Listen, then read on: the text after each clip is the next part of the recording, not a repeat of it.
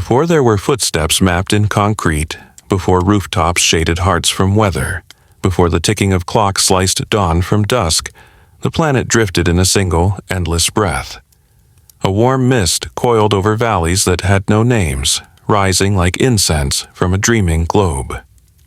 Before we begin, I would love to know where in the world you are listening from, and what's the time there. Let us know in the comments. Thank you so much for being the part of my community. Let's get started. Dawn did not break then. It unfurled. First a charcoal hush, then a slow flush of ember, until the entire horizon glowed tender and gold, as though the sky itself were remembering how to open its eyes. Clouds hung low and heavy, tinted with an ancient rose, and everything, stones, rivers, leaves, seemed to exhale in unison. The world was not yet a place of lines and angles. It was round, soft, and murmuring, a cradle vast enough for every imagined wonder. On that cradle's moss-lined rim, the first birds that would one day learn to sing were still only feathered hopes crouched in the shadows of giant ferns, waiting for courage. And beneath those ferns, a hush even deeper pooled, so deep it felt like listening to the inside of a shell where oceans never stop whispering. Into that hush moved shapes so large and gentle that the earth steadied itself beneath each step. They came not as threats, not as conquerors, but as living hills, great-necked, barrel-bodied, draped in the dusky blues and moss greens of the landscape itself. Their hides bore the soft sheen of morning rain, and where sunlight grazed them they glowed the muted copper of damp cedar. They were Brontosaurus, though no one had yet breathed that name.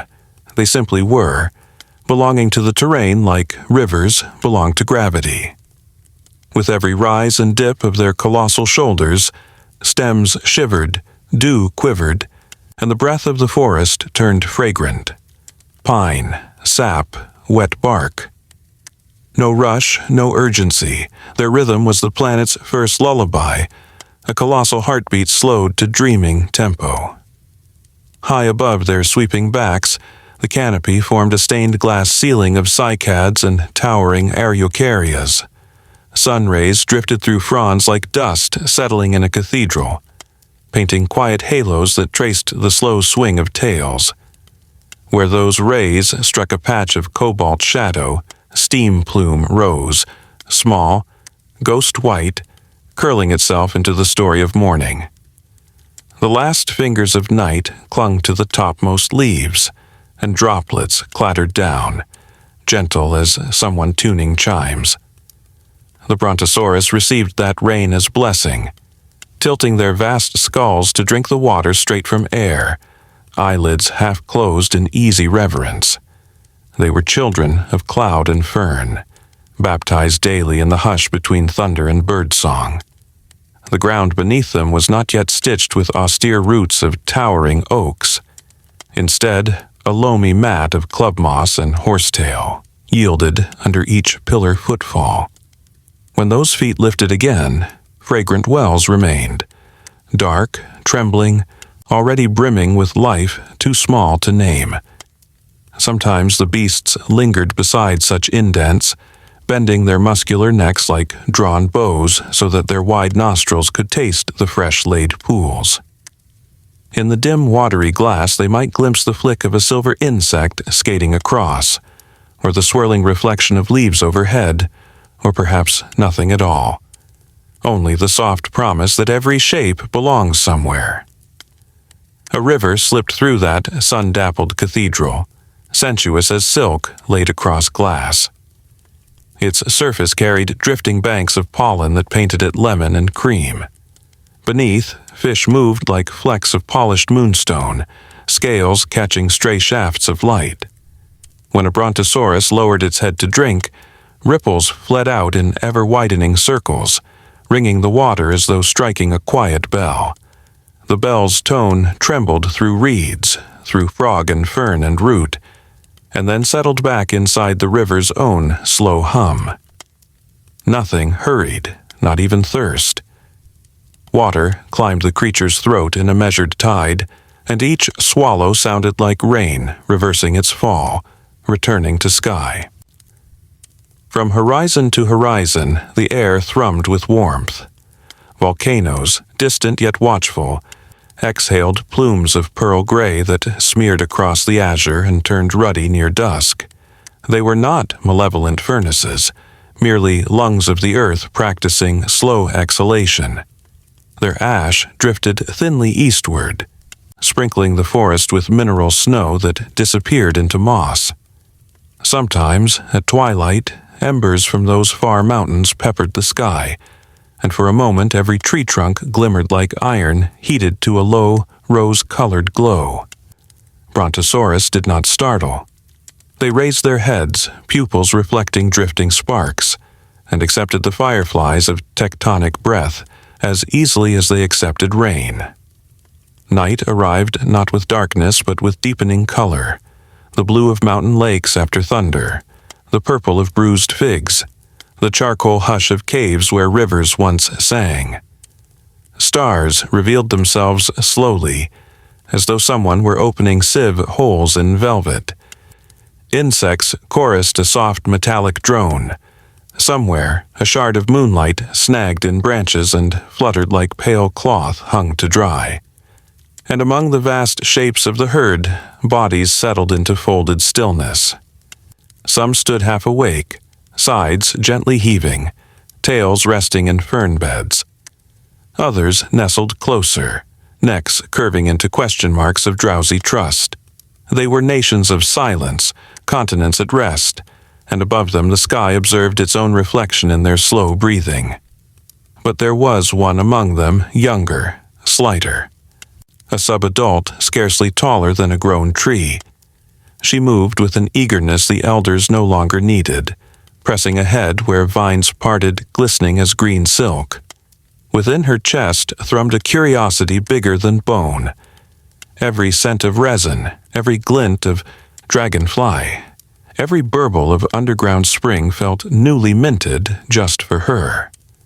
The world, to that bright gaze, was a book freshly unrolled. She nosed at clusters of maidenhair, surprised when spores puffed up like tiny storms. She followed the flicker of a lizard's tail until morning found her again beneath a copse she did not recall entering. All the while, her elders paced not far, their broader circles folding hers inside gentle parentheses. Seasons did not yet rule with sharp boundaries. Instead, they drifted like music, modulating from key to key. Some mornings dawned silver cold, with frost that mingled light and bitterness on every leaf edge. Others shimmered torrid, and humidity washed the forest in a breathy hush. The young Brontosaurus learned the pivot slowly. How to angle her flank toward winds that hinted at cooler air, how to lower her belly to the damp floor when heat begged stillness, how to wade into rivers when skin yearned for the lift of water. Each adaptation wrote itself upon muscle and memory, as though the forest were teaching her the alphabet of survival in strokes of warmth and chill.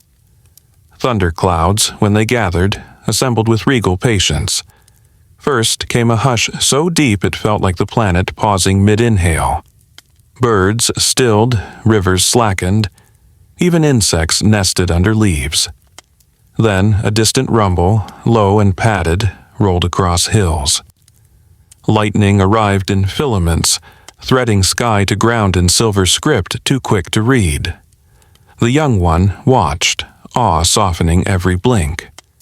When rain finally spilled, it did so thick as beads on a jade necklace, drumming leaves in clustered rhythms. Pools overflowed, ground darkened. The river turned a color deeper than sorrow.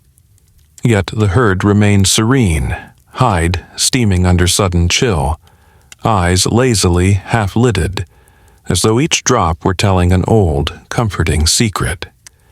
They had seen storms older than memory, and they trusted every cloud to pass. There were dangers, but they moved like rumors. A distant predator's silhouette pacing the tree line, the sudden hush of birds detouring around a shadow, the faint metallic stench that sometimes clung to night air. Yet even those threats arrived wrapped in quiet. No chase, no shriek, only the brief tightening of muscle, a subtle repositioning of bodies, the unspoken mathematics of safety. The Brontosaurus knew themselves too large for most jaws, yet not arrogant. They respected every heartbeat crossing shared ground. If they sensed hazard, they stepped aside, letting danger trail off, unsatisfied, into deeper woods. It was not fear that guided them, but a solemn courtesy, an ancient pact that all breathers of air keep each other's stories turning. At times, the ground itself spoke. Tremors, gentle as sighs, rippled outward, and leaves rattled a delicate applause. Far beneath roots, magma rearranged its bright furniture. The shiver of it reached even the thick soles of the giants. The herd would pause, heads tilting, their gargantuan spines echoing the planet's faint murmur. To them, such tremors were reminders, not alarms. The Earth, too, was alive, growing, shifting, humming its deep time lullaby. They accepted the movement like newborns accept rocking, like rivers accept gravity. And when the shiver faded, they resumed cropping foliage, tearing curtains of vine that fell with a hush like torn silk. Within the hush of one emerald afternoon, sunlight sliced through mist in bright, angled beams. Dust motes performed slow spirals, each spin visible, each flicker a speck of galaxy turned domestic. The young Brontosaurus stepped into a shaft, and her skin lit up. Patches of warm bronze, mossy green, and velvet gray textured with age-old patterns. Her shadow fell long and curved along the forest floor, dappling beetles scrambling among roots. Something about that sudden burst of light startled a memory she didn't yet own. A sense of being seen by something beyond vision, as if the forest itself were smiling. She stilled, breathing deep, ribs widening, eyes mirroring the golden beam. The air around pulsed with layered scent, sap sugary and thick, chlorophyll sharp as fresh-cut grass, peat damp and rich. In that moment she felt herself both creature and cathedral.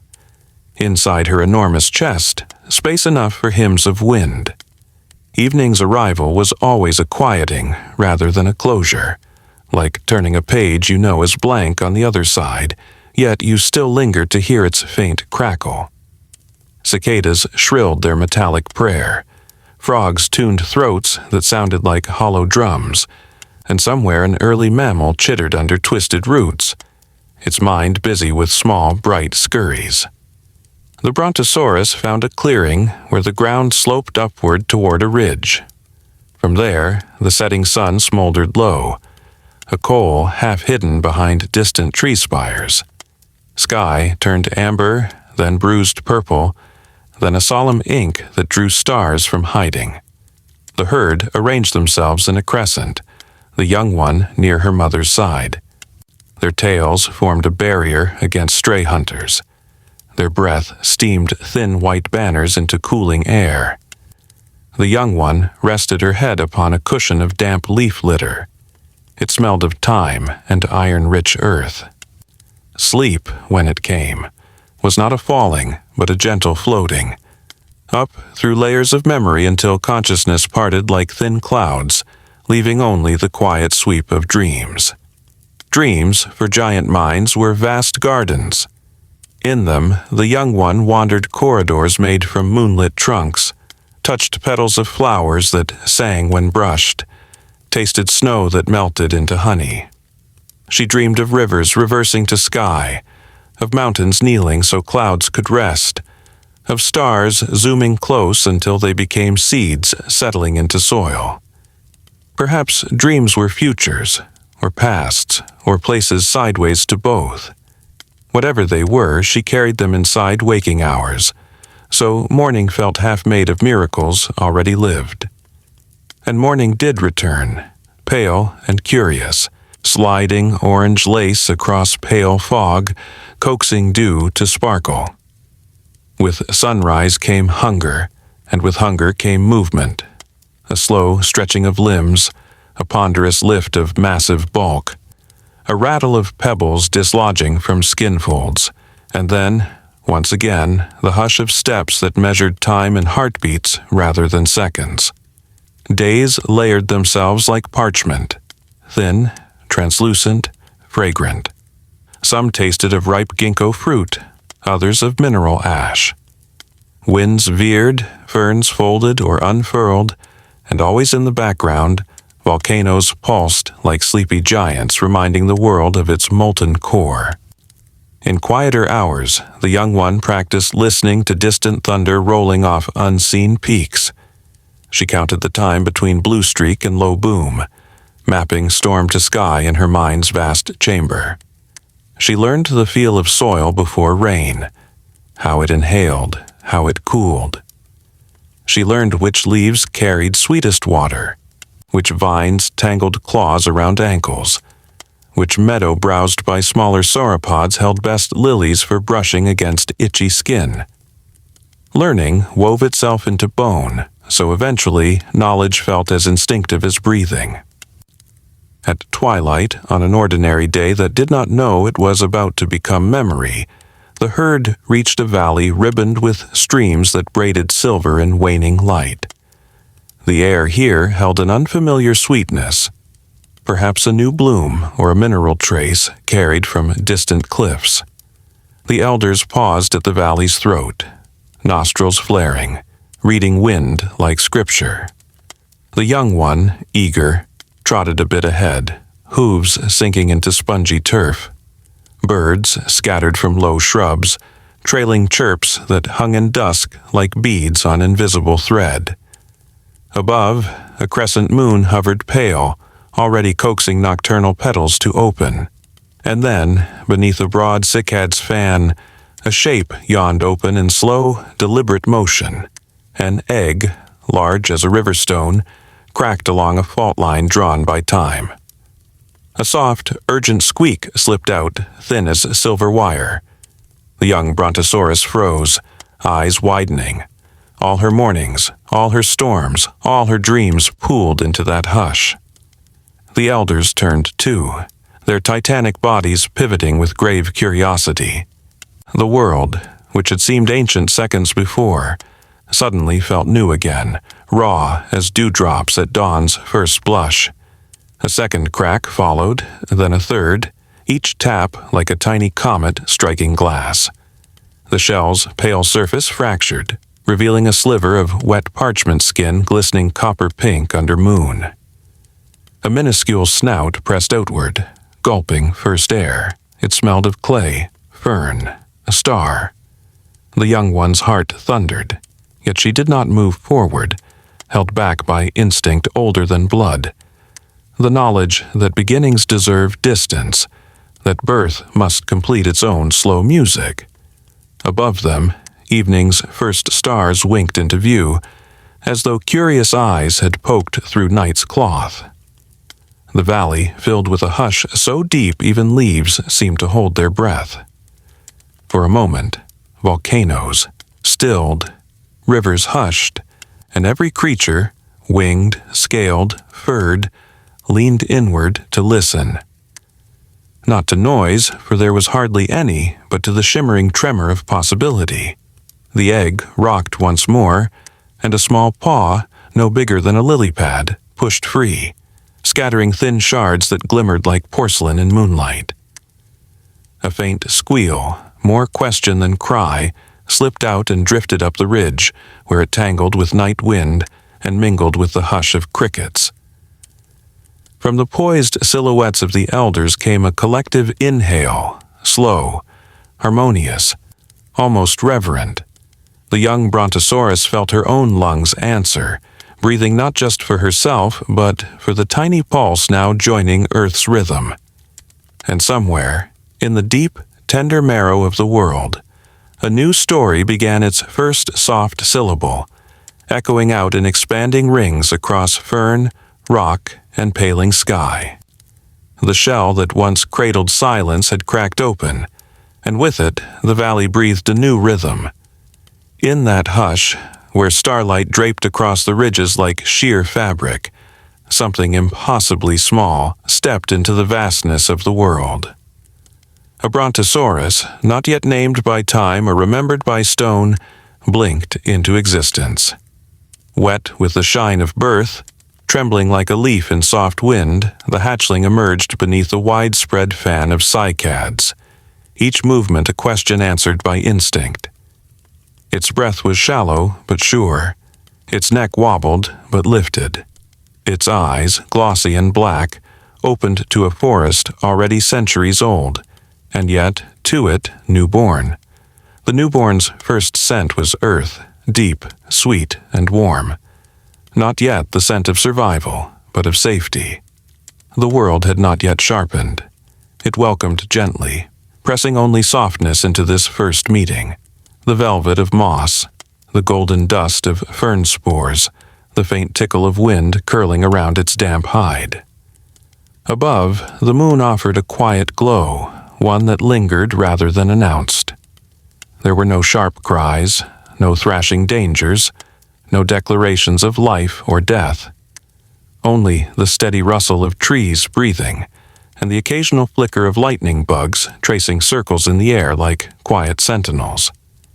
The young Brontosaurus, no bigger than a large boulder, shifted its weight awkwardly. Legs bowed outward, testing soil.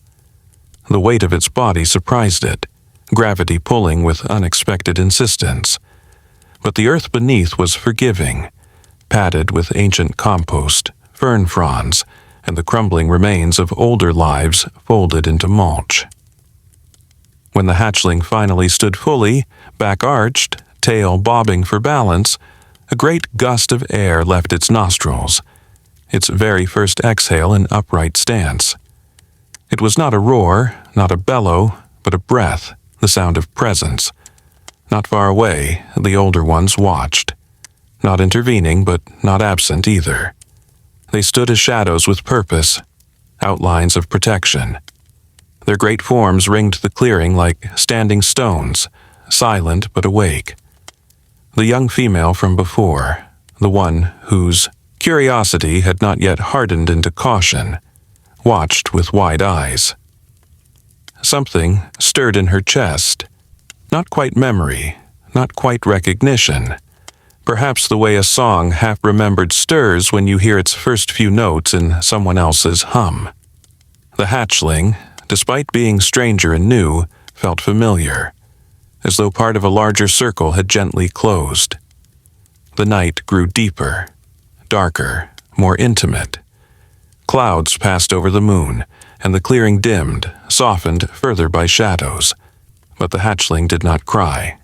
It did not panic.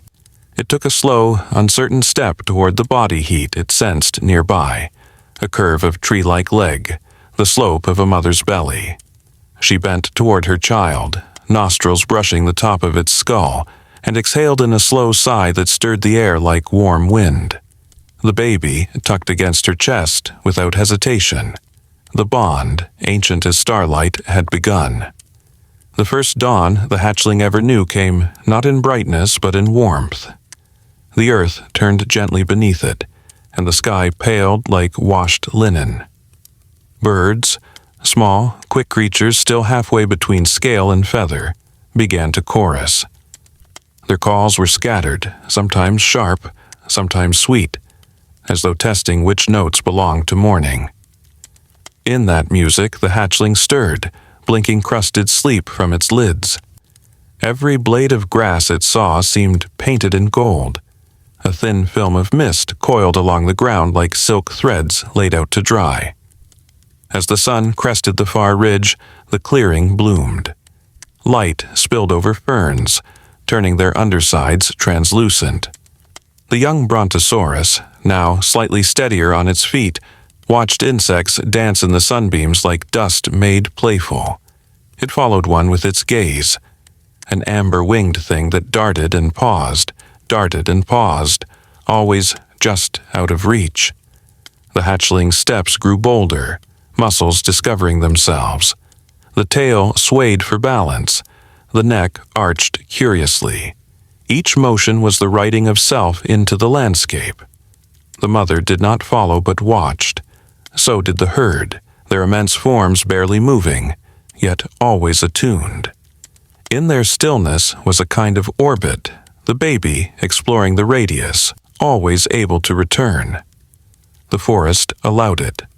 The forest, in that season, was gentle. Vines swung lazily from tree to tree, and the undergrowth carpeted the forest floor like a velvet offering. Large mushrooms, wide as platters, grew in cool patches, exuding the faint scent of pepper and moss. Water trickled in narrow rivulets along the gullies, carrying petals, bits of bark, the occasional glint of mica. One afternoon, as the hatchling dozed beneath a sun-warmed log, its small chest rising and falling with slow certainty, a line of ants passed just inches from its nostrils. They moved in purposeful formation, each one carrying something: seeds, leaves, parts of beetles. The hatchling didn't know the names for any of these things, of course. It didn't need to. Its body, even at that early age, felt the rhythm of things. That life moved forward, not in bursts, but in circles. That even small lives had weight and pattern. It watched, unmoving, as the line curved into the underbrush. In the weeks that followed, the hatchling grew, and so did the forest's conversation with it. Each step it took left a new print, deeper, broader. Each low rumble of its call was met with echo from its mother, or cousin, or friend. The herd welcomed it with a kind of quiet choreography. One would step aside when the baby passed too close. Another would nudge it gently back toward the center if it strayed. Their sounds were not words, but vibrations, songs of proximity and care. The young female, the one who had first witnessed the birth, had taken to walking near the hatchling often, her movements soft and slow so as not to startle. She showed it where the young cycads grew, tenderer than the older ones, easier for small jaws. She let it nap near her side, sheltering it from sudden downpours with the wide canopy of her own body. Sometimes she rumbled low when it cried out in sleep, a note so deep it barely rose above silence. It seemed to calm the baby instantly.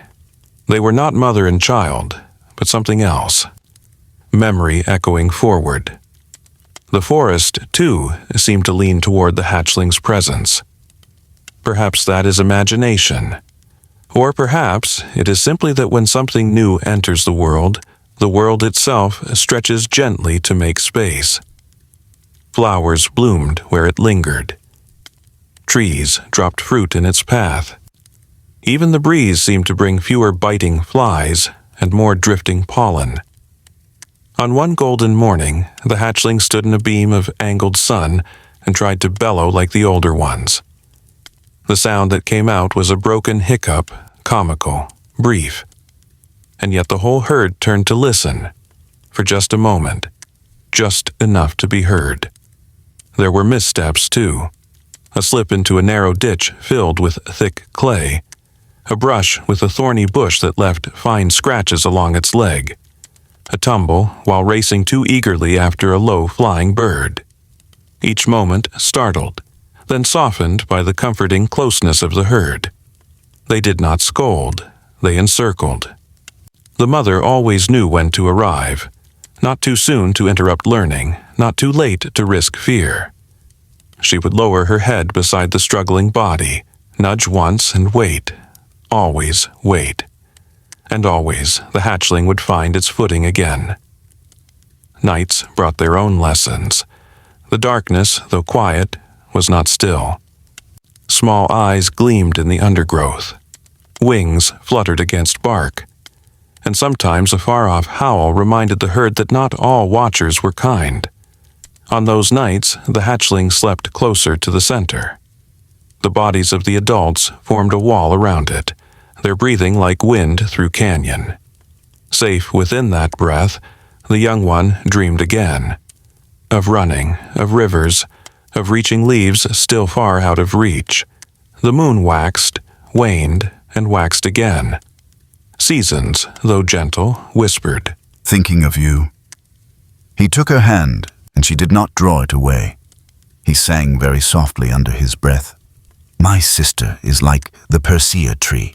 He felt her hand tremble in his and heard the quickened pace of her breathing and was satisfied at last. Renisenb called Hennet to her room. Hennet, hurrying in, came to an abrupt stop as she saw Renisenb standing by the open jewel box with the broken amulet in her hand. Renisenb's face was stern and angry. "You put this jewel box in my room, didn't you, Hennet? You wanted me to find that amulet. You wanted me one day. Find out who had the other half? I see you have found out. Well, it's always as well to know, isn't it, Renisenb?" Hennet laughed spitefully.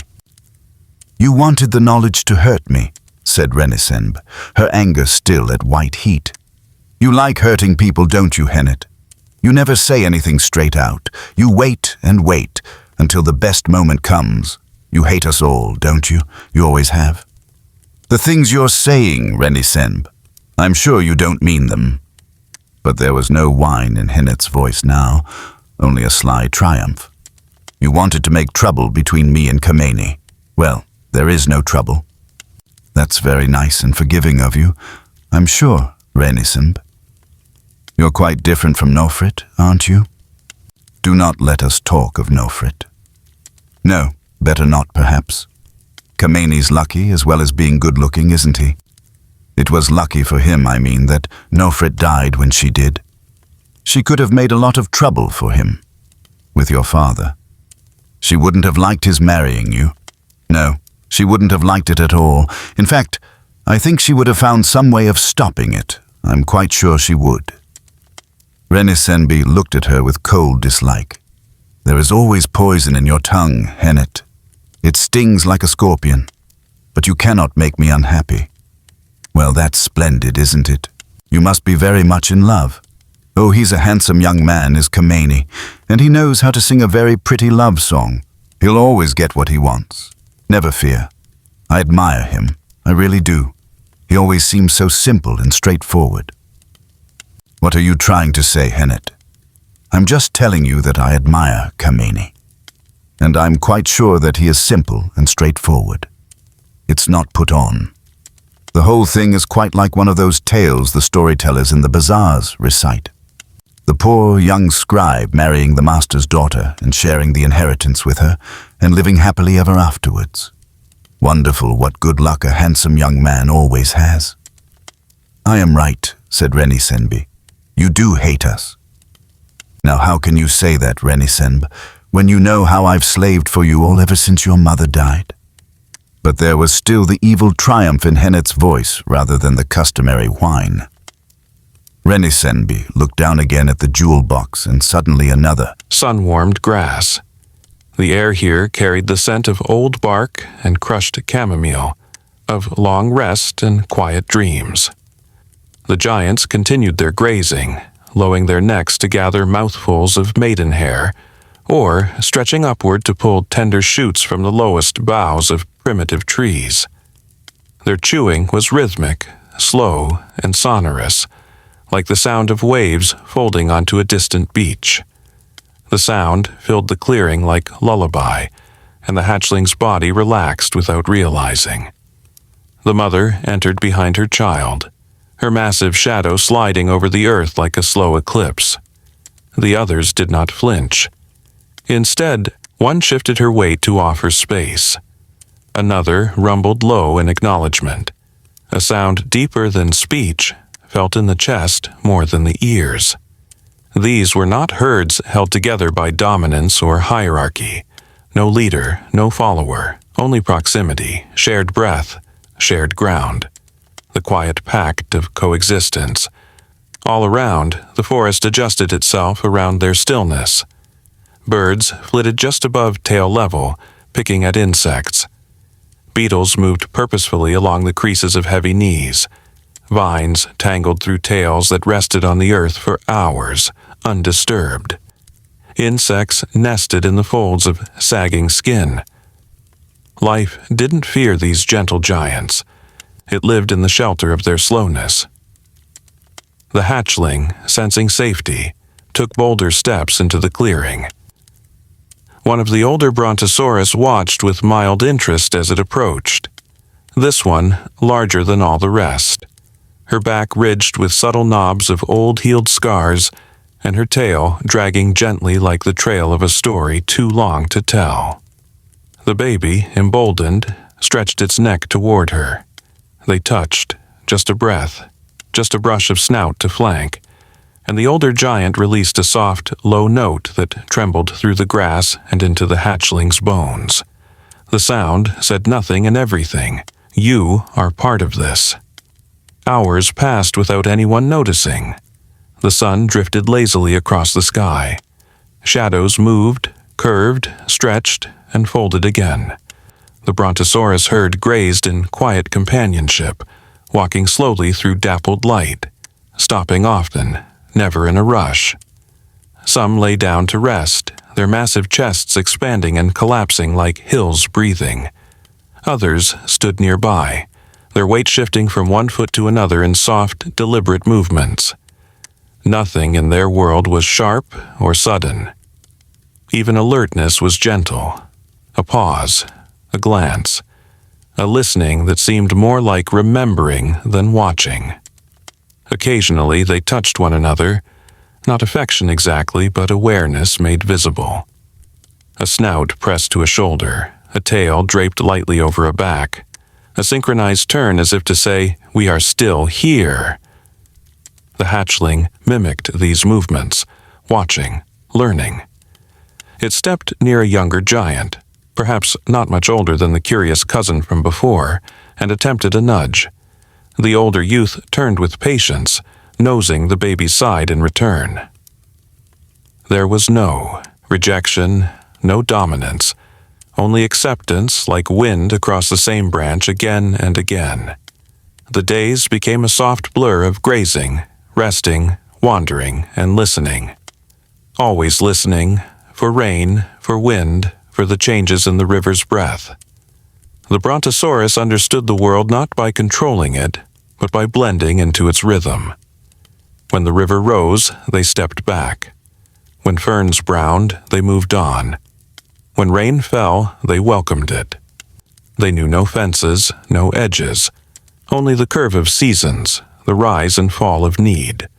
Their gentleness was not fragility but wisdom, strength without loudness. In that gentle life the hatchling grew, not just in size, but in knowing.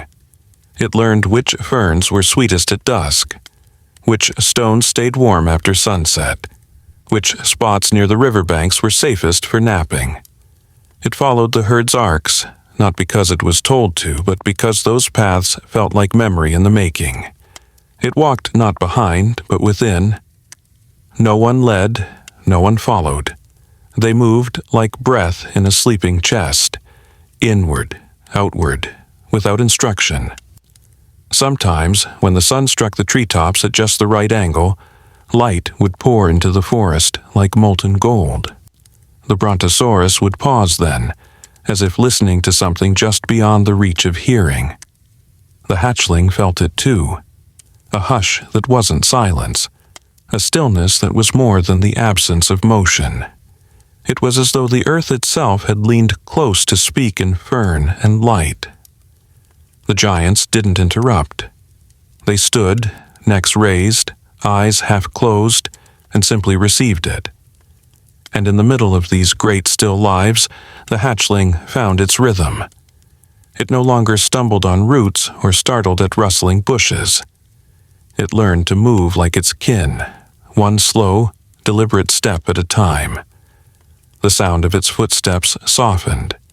The strength of its legs deepened, its breathing slowed. There were no clocks here, no milestones, but even the stars when they rose each night seemed to nod in quiet approval. At twilight, the herd would often gather more closely, not out of fear, but companionship. Their bodies formed a rough crescent, tails curled in, necks draped like sleepy branches. The young ones nestled among legs and ribs, sighing into sleep. Sometimes the cousin would hum, just a low, steady vibration, like the sound of stone shifting underwater.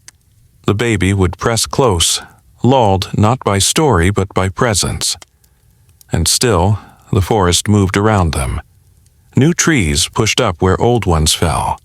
Pools filled and emptied. Vines swung. Birds nested. Spores danced. The Brontosaurus did not try to change this. They moved with it, like a song whose chorus always returns.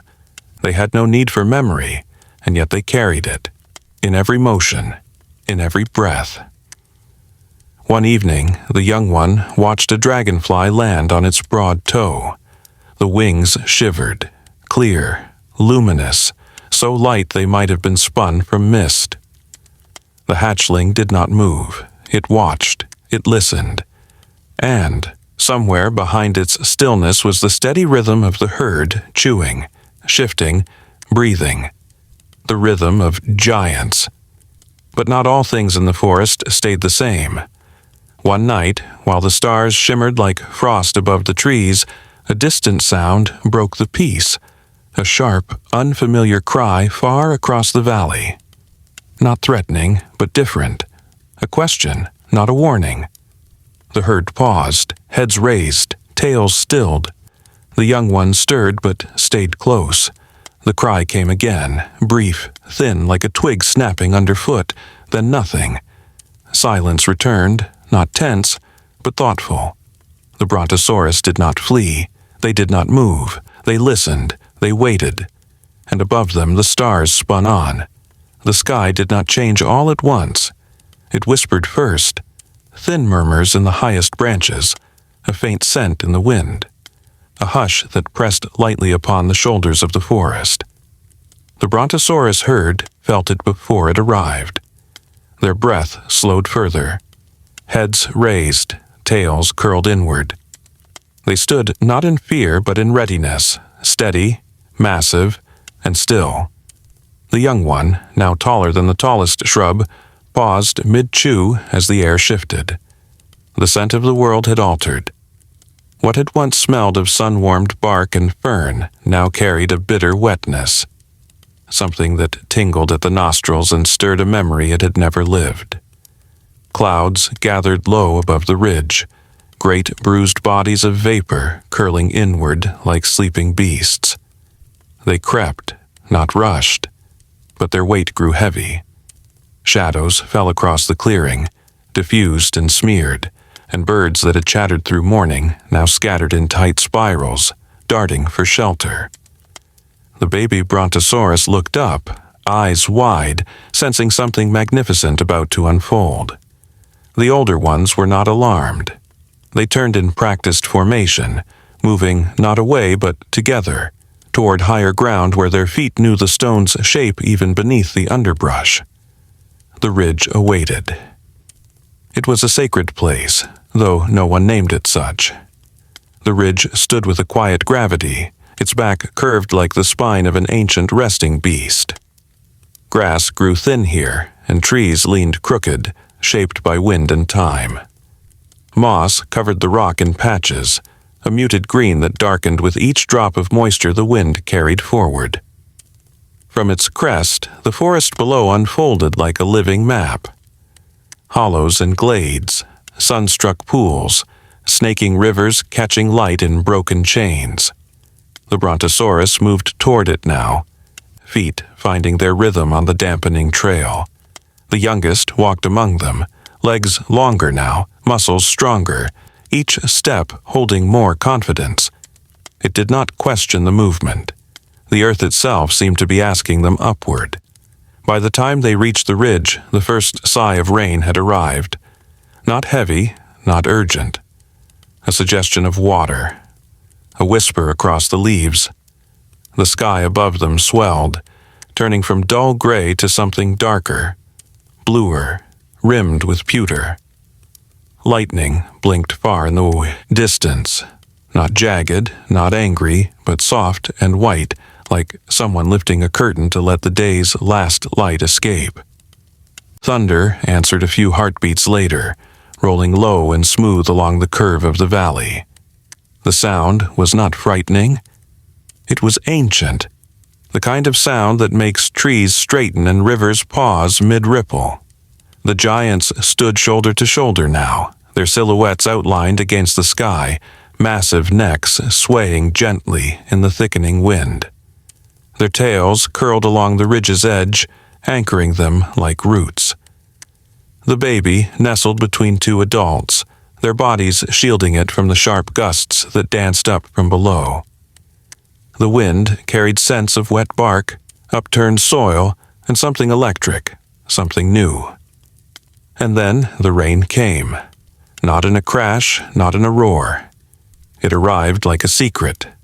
Thin sheets at first, angled and soft, brushing the trees with invisible fingers. It threaded itself through leaves, followed the curve of every trunk, soaked into the ground before puddles could form.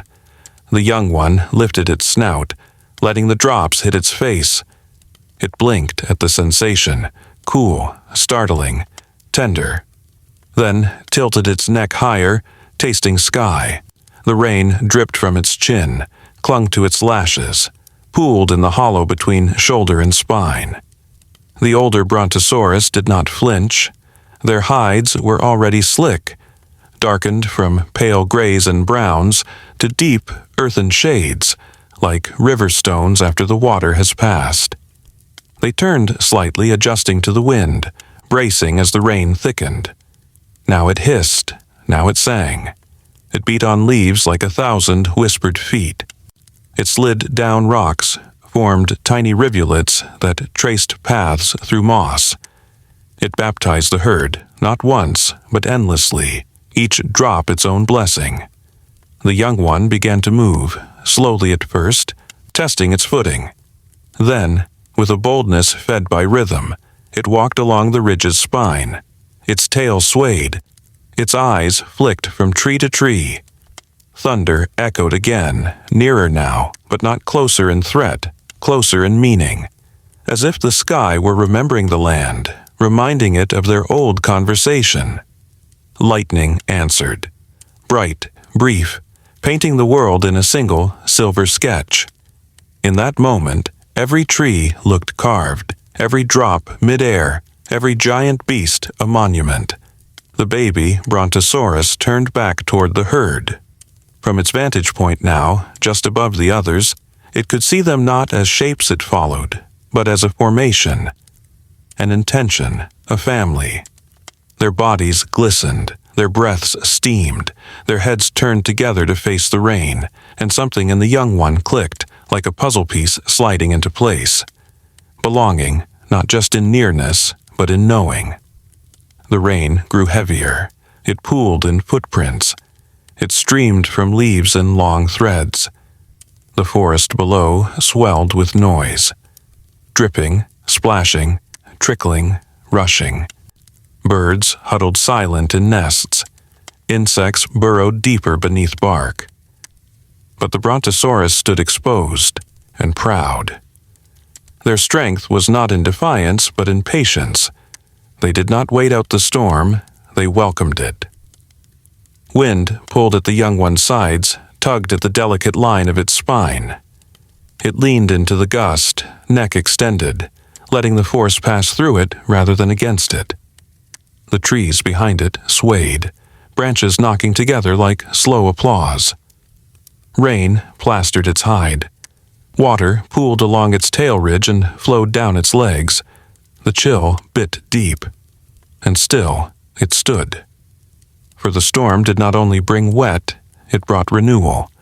The rain woke sleeping seeds. It carved fresh lines into the mountain stone. It polished every leaf, stripped away old bark, unveiled new growth. Even now, beneath their feet, roots drank deeply, and moss thickened, and lichen bloomed invisible to the eye. The world was rebuilding, quietly, invisibly, and the giants bore witness. Hours passed, or maybe only minutes. It was hard to tell in stormlight. Time softened, folded in the rhythm of rain. The thunder eased, the wind exhaled. The downpour became drizzle, then mist. And in the lull, a silence so complete settled on the ridge that even the youngest held its breath. The clouds parted in a long, slow sigh. A shaft of sunlight broke through the vapor, landing like a golden ladder across the treetops. Where the light touched, the forest glittered. Every drop became a prism. The Brontosaurus herd shimmered, no longer gray and soaked, but silver and glowing. The young one's skin steamed softly. Steam curled upward in long threads, ghosting toward sky. The ridge, now soaked and shining, breathed a new scent, sweet, green, and alive. The herd began to move again, not hurried, just forward. They descended the ridge in a line, their footsteps releasing the scent of broken moss and rain-warmed stone. Each footfall was a kiss to the softened earth, each step another beat in the planet's old song. The young one followed near the middle, where warmth pooled between bodies. Its legs ached, but not unpleasantly. Its skin carried the memory of rain. Its ears still hummed with thunder, and its eyes, though tired, flicked upward often, to sky, to treetops, to that single shaft of lingering light that still touched the edge of the forest as though reluctant to leave. Far behind them, the ridge steamed. Water slid down its edges. New green pressed up through mud. And in that fog, something shifted. Not just in weather, but in knowing. The world had changed, if only a little. And the Brontosaurus carried that change not in words, but in the softened way they stepped, the gentler way they leaned into one another, the quieter way the young one moved now, no longer just following, but listening too. And somewhere in the forest ahead, another wind stirred. The rain had passed, and in its absence came a hush, like reverence. The ridge still steamed behind them, its soaked stones slowly releasing breath into the air. But the Brontosaurus herd was already descending, carefully, slowly, as though the earth itself had softened underfoot. The trail downward was slick, carved by centuries of weather and the weight of wanderers. Moss and loam clung to their toes. Stones shifted softly beneath their weight. Each step was measured not in distance but in rhythm. Forward, pause, exhale, forward. The youngest walked near the center of the column, still damp from the storm, steam curling from its flanks in slender, wavering tendrils. Its gaze wandered not just forward, but sideways, upward, downward, absorbing everything. Every leaf now looked cleaner, brighter. Ferns shimmered with thousands of droplets, bending just so. The sky had turned a polished pewter, soft and reflective, holding the sun behind a gauzy curtain. The forest, as they descended, was not quiet. It was filled with water music. Drips, trickles, dribbles, the far-off gurgle of runoff, and, far below, a deeper voice murmuring behind the trees, the river. They reached it by mid-morning, when the light had stretched thin and golden across the clearing. Here, the forest opened, just a little, to allow the river its space. It did not rush this waterway. It moved with confidence, with age. Wide and slow, it curved like the neck of a resting beast, winding between banks worn low by time and tread. Its surface mirrored the leaves above, swirled with soft eddies of pollen and petals. Dragonflies zipped low, their wings catching glimmers of light. Beneath the surface, darting shadows hinted at lives the Brontosaurus never touched. Fish, small and bright, flickering in and out of view like forgotten dreams. The herd moved toward it instinctively, not with thirst, though thirst was there, but with something older, something deeper. Rivers, after all, are not just drink. They are memory. They carve the land. They hold the song of storms, the breath of distant mountains. and for the Brontosaurus they were part of the path, as familiar as starlight or wind.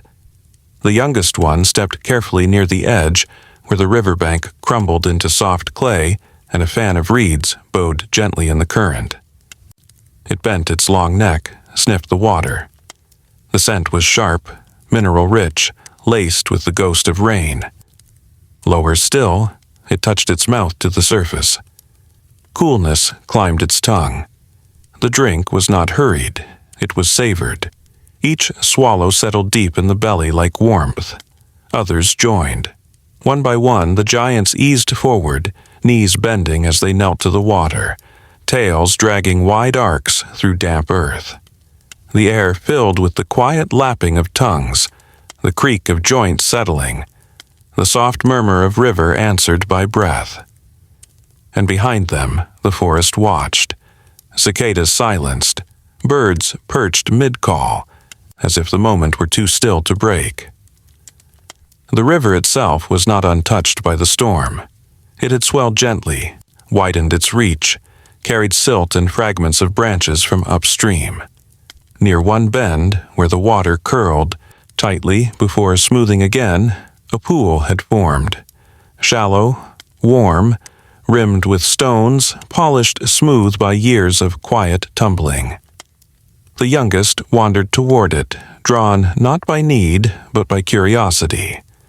It stepped into the pool slowly, its feet sinking into the muddy bottom with soft suction. Water reached its knees. Tiny ripples spread outward in perfect circles, undisturbed until they kissed the stones and returned. The sensation was unlike anything it had known. Not rain, not river, this was something in between. The warmth of sun met the embrace of water. It lifted one foot, then another, splashing slightly, watching droplets arc and fall again. It twisted its neck back, trying to catch the spray. The older ones watched without alarm. One even joined, stepping delicately into the other side of the pool. Together they stood, water up to their bellies, tails floating slightly behind them like fronds in slow current. From the bank, the cousin, tall now, seasoned with years, rumbled a low tone. It was not a warning, it was a song. The youngest stilled and listened, and in the next moment, without thought, it answered. The call was smaller, of course, higher, unsure, but it echoed the rhythm. The two notes mingled across the water's surface like incense on the air. Then the elder stepped from the pool, slow and unbothered, and the young one followed. Not because it was told, but because it had learned. Near midday, the sun finally broke through fully, sending narrow beams down through the leaves in streaks of white gold. Insects danced within the shafts like dust caught in breath. The herd rested then, bellies against the warm earth, legs folded beneath. Some slept. Others chewed slowly, rhythmically, eyes half closed. The youngest lay near its mother, pressing against her vast side where the heartbeat still pulsed slow and sure. From here, it could watch the river curve out of sight, imagine where it might go. In the distance, something moved, a low branch shaken, a rustle through dried leaves.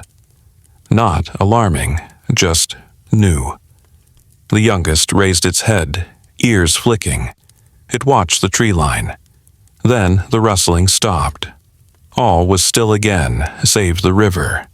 Later, when the shadows grew longer, and the river turned bronze in the fading light, the herd began to move once more. They did not rush, but they followed the water, keeping its song within hearing. The youngest walked close to the edge, watching the way the current curled around stones, the way roots dipped down like fingers into the shallows. The wind shifted again, this time carrying the scent of flowers. Not the low, leafy scent of forest floor blooms, but high blossoms, bold, sun-drenched, the kind that only grow in clearings wide enough to welcome full light.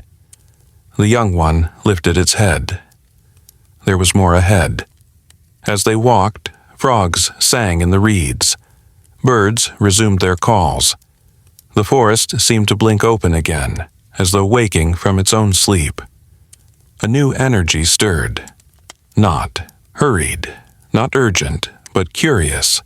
The kind of energy that arrives when the world prepares to show something. The sun dipped behind the canopy. Evening crept up like a velvet shawl. The river turned silver. And still, the herd moved onward, following the bend. Ahead, the forest widened. And in the space beyond the trees, just out of sight, the air shimmered with something waiting to be discovered. The river bent away from them in a slow, unhurried arc, its voice fading into the folds of the forest. The herd did not follow its every curve. Their path was older than the water's course, older perhaps than the forest itself. It was a route carried not in maps, but in bone. Their feet knew the direction without needing to see the destination. Year after year, step after step, they had worn this path into the skin of the world, pressing it into memory until even the stones seemed to remember the weight of their passing. The youngest walked in the middle, tucked between the great pillars of its kin's legs. Its body had stretched taller in recent months, its stride no longer quite a shuffle, but not yet the sure, measured pace of the elders. Sometimes it drifted outward, letting its gaze catch on a flash of insect wings or the arch of a flowering vine. Other times it fell behind, slowing to watch the forest breathe, how the wind combed through the crowns of cycads, how dust lifted and drifted before settling back into the track. But always, without thought, its feet found the path again. The long walks were not about arrival, they were about movement itself. Days began with the low stirring of the herd, slow exhalations, the shifting of great bodies, the faint clatter of pebbles from underfoot. They would rise, stretch their necks toward the still dim sky, taste the air for signs of change, and begin. Some mornings smelled of wet earth, some of sap bleeding from cracked bark, some of flowers opening in the cool before dawn. Each scent was a note in the great song they walked to, a music measured not in beats but in horizons. The forest floor changed under their feet as they moved.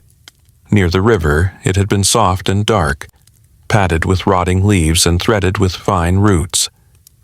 Now it grew firmer, streaked with pale sand and flecks of mica that glittered when the sun found them. Ferns thinned, replaced by low shrubs and wider clearings. Here, the wind had more room, and it played differently. Longer, lower notes that rustled the herd's hides and set the taller grasses swaying like tides.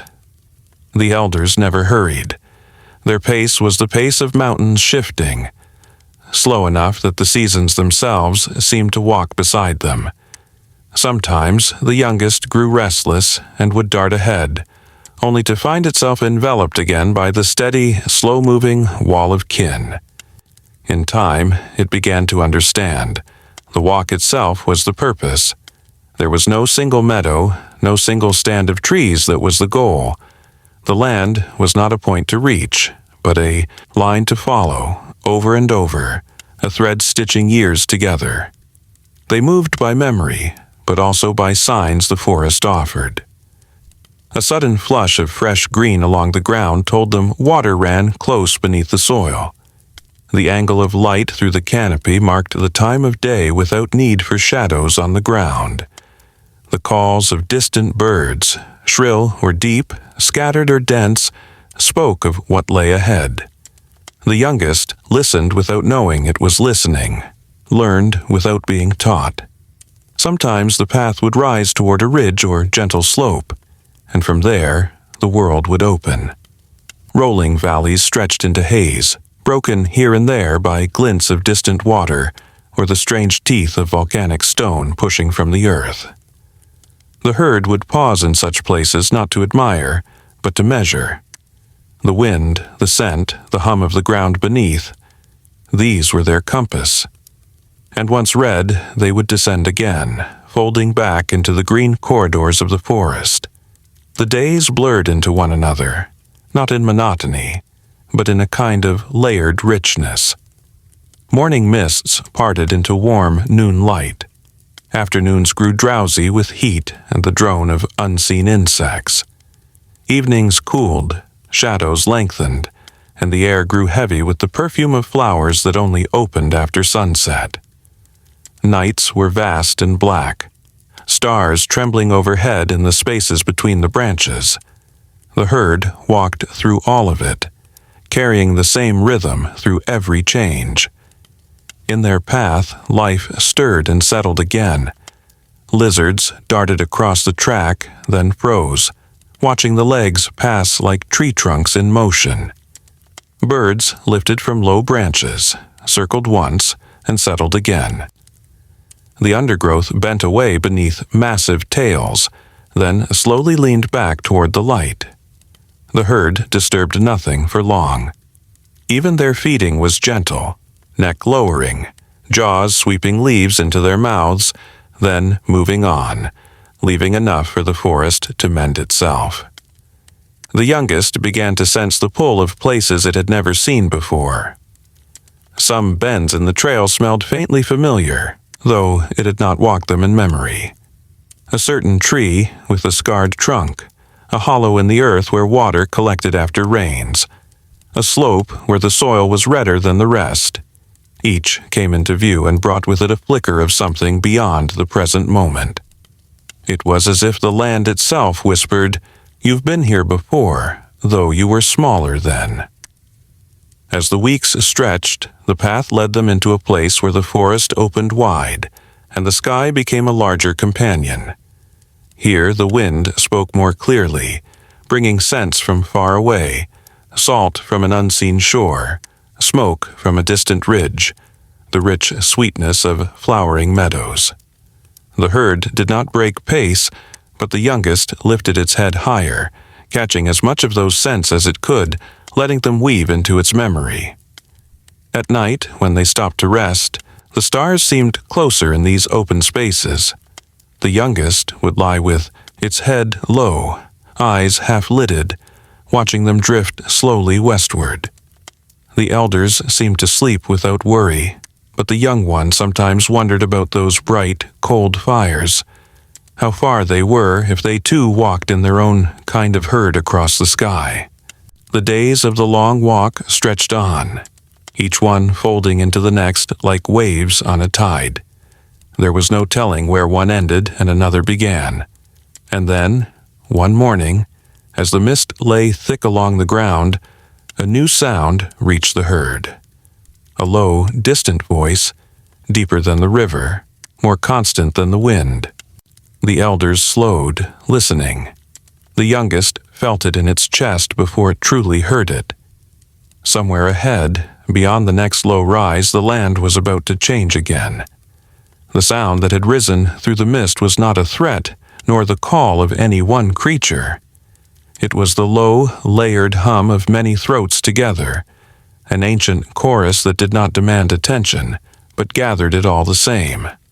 The youngest Brontosaurus lifted its head, nostrils flaring as the hum grew clearer, resolving into the deep, steady notes of kin answering kin. The herd slowed, each massive step placed with the care of a long-awaited meeting. As the fog thinned, shapes began to emerge. Vast silhouettes, necks arching high above the low shrubs, tails swinging in long, slow arcs. They moved with the same deliberate rhythm as the young one's family, their bulk softened by the silver haze. At first, they appeared scattered, but as the distance closed, the pattern revealed itself. Smaller ones moving within the protective semicircle of larger bodies, older giants pacing at the edges like the outer walls of a living fortress. The greeting was not loud. It was in the way the two groups folded into one another without jostle or push, their lines melting seamlessly until no one could tell where one herd ended and the other began. There were no displays of dominance, no claims staked, only a mutual recognition, as if each had been expecting the other all along. They brushed flanks in passing, necks dipping briefly, tails grazing the backs of those they had not seen for many seasons. The youngest stood very still, eyes wide, watching the unfamiliar shapes mingle with the familiar. The new arrivals carried different scents. Drier earth, a tang of distant stone, the faint trace of flowers not found in this forest. Some bore the marks of their journey, streaks of pale dust along their hides, faint scars healed into lighter skin, moss clinging stubbornly in places where rain seldom reached. Yet there was nothing foreign about them. They were of the same rhythm, the same long, patient steps, the same great lungs breathing in unison with the world. One young giant, just a little older than the curious cousin, wandered closer to the youngest. Their meeting was wordless. A pause, a mutual lowering of heads, a slow exhale that sent thin clouds of breath curling into the cool air. They studied each other without hurry, then walked side by side toward a patch of low cycads, grazing in unspoken agreement. The cousin watched from a short distance, a soft rumble in her chest, not of warning, but of quiet approval. The merged herd moved as one now, a great river of muscle and memory flowing through the green corridors. There was safety in their number, though none of them thought of it that way. It was simply the way life was meant to be.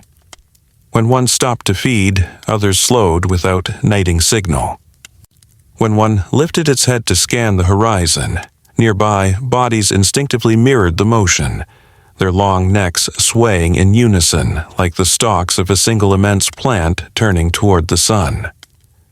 The youngest learned quickly in this new company. It learned that the deep call of an elder could carry through the forest like the roll of distant thunder, summoning every ear without urgency. It learned the subtle language of proximity, the way an older giant might step slightly aside to let a smaller one pass, or how two might align their pace so closely that their sides brushed every few strides, a reassurance without words.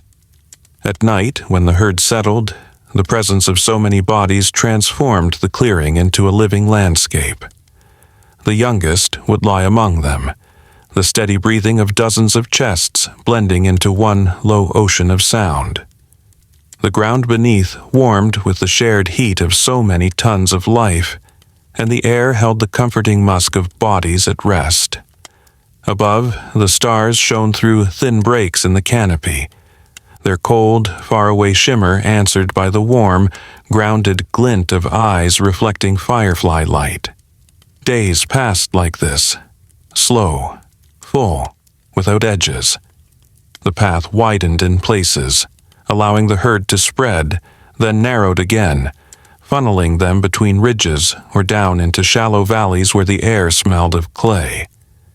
In the tighter spaces they moved closer still, necks curving to avoid brushing against trunks, tails lifting slightly to clear the way for those behind. The youngest found itself pressed shoulder to shoulder with giants it barely knew, yet felt no unease. Here, the weight of another's presence was not a burden but a shield, an anchor against the unpredictability of the wild. Sometimes the merged herd would pause for hours at a patch of particularly lush growth. The elders stood watch while the younger ones fed, their tails swaying idly, eyes half-lidded yet never blind to the world beyond the green curtain. In these pauses, the youngest discovered the small joys of companionship.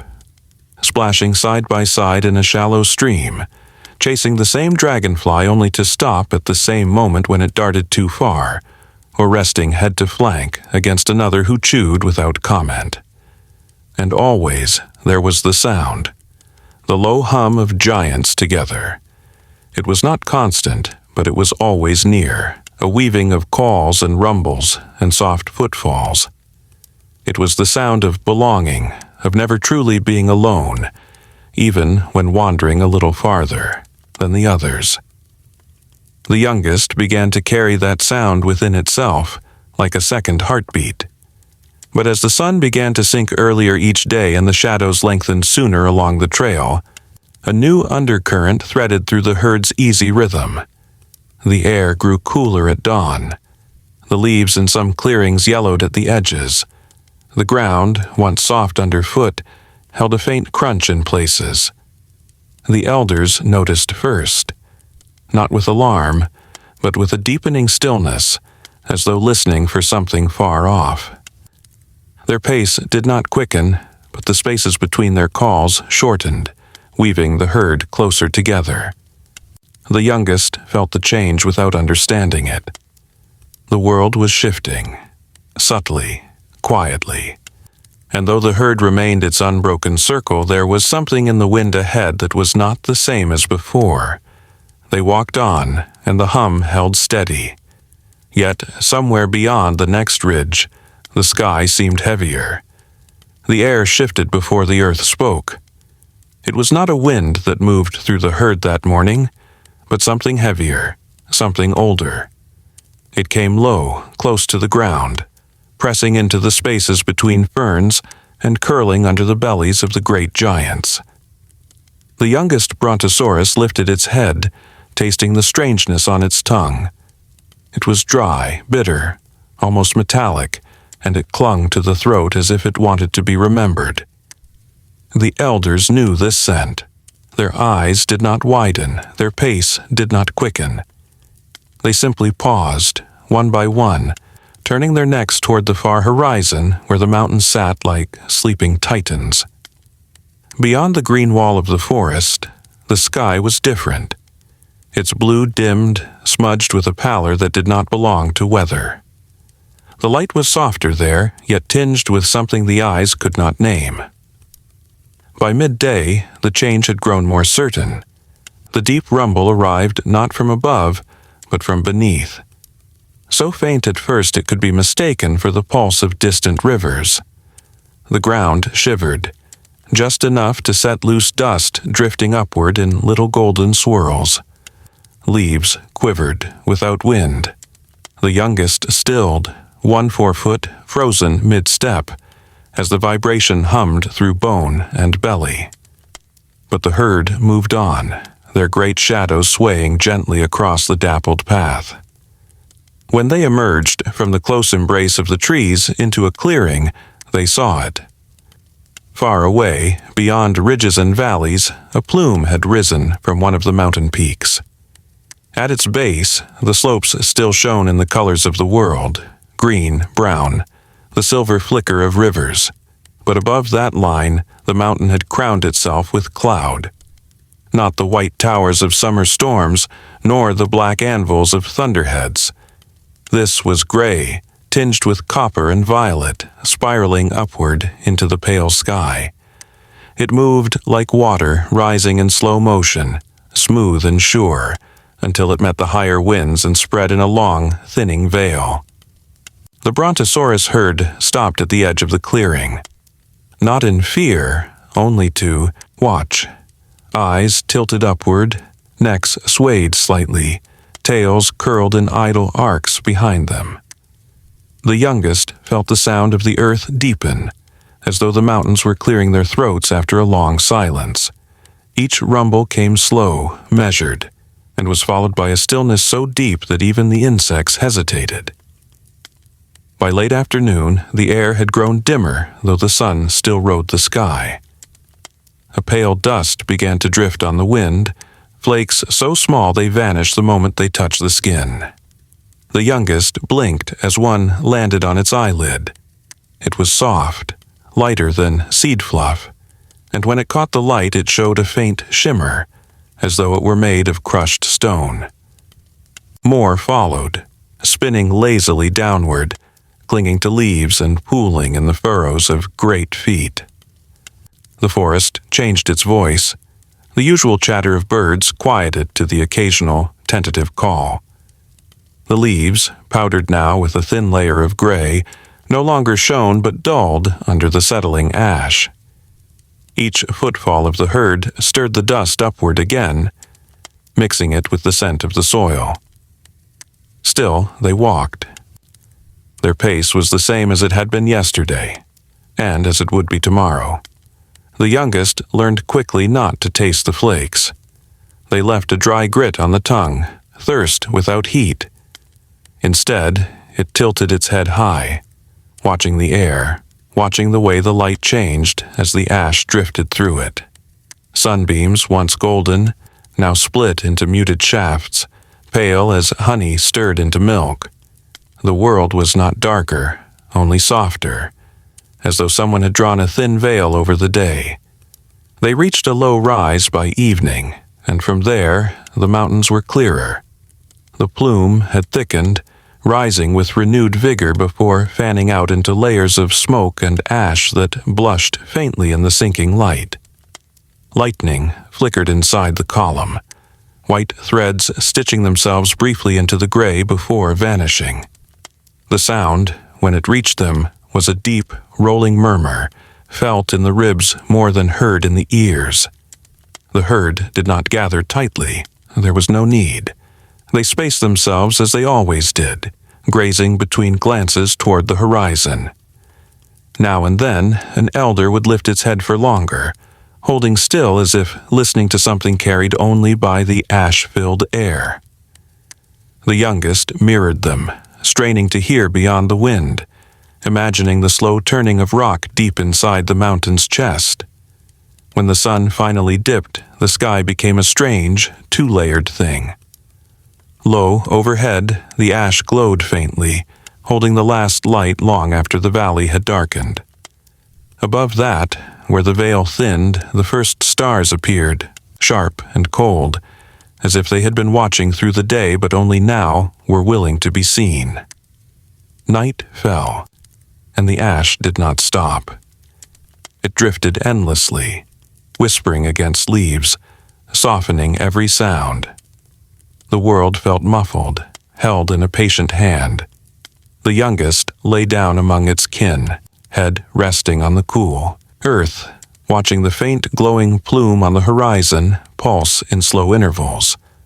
The volcano breathed, the herd breathed. The night moved on. In dreams, the ash was snow, cool, weightless, falling not to smother but to remind. The mountain's voice was deep and steady, saying only, "I am still here." And in the morning, when the herd rose, the ground was dressed in gray. Their footprints pressed clearly into it, dark impressions leading forward, as they always had. They stepped onward, the youngest following, each stride carrying them farther from the mountain's shadow, yet still beneath the sky it had changed. Somewhere ahead the forest waited. But it, too, would not be quite the same. By the time the plume on the horizon faded into memory, the ash had long since settled into the folds of the world. Rain had come, washing it from leaves, filling the hollows of great footprints with pale silt, sending it whispering into the streams. But even after the sky had returned to its usual pale blue, something in the forest had shifted. The youngest Brontosaurus felt it before it could see it. The path ahead seemed wider, the canopy less complete, sunlight touching places that had long been shadowed. The air was not as cool under the trees. It was brighter, but the brightness was thin, untempered, without the deep green shade that once wrapped the herd in constant comfort. As they walked, spaces appeared where no spaces had been before. Trees stood farther apart, and between them lay open ground, patches of bare soil, scattered stones, or low shrubs fighting for moisture. In some of these gaps, the ground cracked faintly, pale lines spreading like old scars. The herd did not break stride, but each time they came upon such a place, the elders paused just long enough to scent the air, reading what had changed before moving on. Some streams they had known for seasons were gone entirely. Only shallow beds remained, lined with pebbles dry and warm underfoot. The youngest stepped into one, expecting the cool lick of water, but found only dust that puffed up in lazy spirals around its legs. It lowered its head, searching for the scent of water. The smell was faint now, far away, clinging only to the deeper roots that wove under the bed. The cousin nudged it gently away, guiding it back to the moving line of the herd. Ferns, too, had lost their lushness. Where once they had curled in thick carpets, their fronds overlapping in endless green, now their stalks rose more sparsely, their edges crisping brown. Some stood empty, leaves gone, leaving only the memory of their spiral shapes etched in the damp soil. The youngest moved between them slowly, brushing its muzzle against the few that still held the sweet taste of rain. It ate slower these days, not for lack of hunger, but because each mouthful seemed worth holding a little longer before swallowing. The sounds of the forest had changed. There were still bird calls, but they were fewer, and each seemed farther away. The constant hum of insects had softened. Even the wind through the branches sounded different, less like a deep, layered chorus and more like a single, wandering flute. In the absence of so much noise, the sounds of the herd felt louder, the slow tearing of leaves from branch, the soft slap of a tail against a flank, the deep, steady breathing that rose and fell like ocean swells. The elders did not hurry. They adapted as they always had, changing the arc of their path to follow where food and water still lingered, slowing when the day grew too hot, resting in the shade of the tallest trees that still held their crowns. Their calm was not born of ignorance but of memory. They had walked through leaner times before. They knew that the land ebbed and flowed like the tide, and that the key was to move with it, not against it. The youngest felt the change in its dreams. Sleep came longer now, deeper. It dreamed of the forest as it had been when it was smaller. Ferns high enough to brush its chin, streams cool and quick over its toes, the canopy a high green ceiling that only let in slivers of light. In dreams, those days returned in perfect detail, each scent and sound vivid. And yet, even in dream, the edges of those memories felt softened, as if they belonged to a story told many times rather than to a present moment. Evening found them at the edge of a clearing that had once been dense with trees. Now only a few stood at its borders, tall and solitary, their branches spread wide but their leaves thin. The ground between was covered in low, sun-browned grass. The herd grazed here without crowding. There was more space than they needed, but less shade than they remembered. The youngest wandered to the center, lifting its head to watch the sky deepen into the first colors of night. Above, the stars would come soon, but for now the sky held the soft gold of sunset, the low blush of clouds drifting west. The air was still, the forest behind them quiet. Ahead lay more open ground, and beyond that, perhaps, a place where the trees thickened again. The cousin joined the youngest, their shoulders almost touching. No words passed between them, only the slow rhythm of shared breath. Around them, the herd settled for the night, each finding a place to fold down among the grass. Their dark shapes became part of the land's own gentle undulations, like low hills moving only in the steady pulse of life. Somewhere far away, a night bird called once, then fell silent. The earth hummed faintly beneath them, a reminder that even in its quietest hours, the world was always in motion. And when morning came, they would rise again and walk on. The herd woke to a morning quieter than any before. It was not the kind of quiet that came after rain, or the hush that followed a storm's passing. It was something else, something deeper. The air itself seemed to hold its breath, as though the world was pausing to listen to a sound too far away for even the mountains to hear. The youngest Brontosaurus rose slowly, joints stiff from the cool night, and looked around. The spaces between the great bodies of its kin were wider now. Where once the herd had moved as a single, dense ribbon through the trees, now there were open gaps where the forest floor showed between them. The footsteps that had pressed countless trails into the earth were fewer.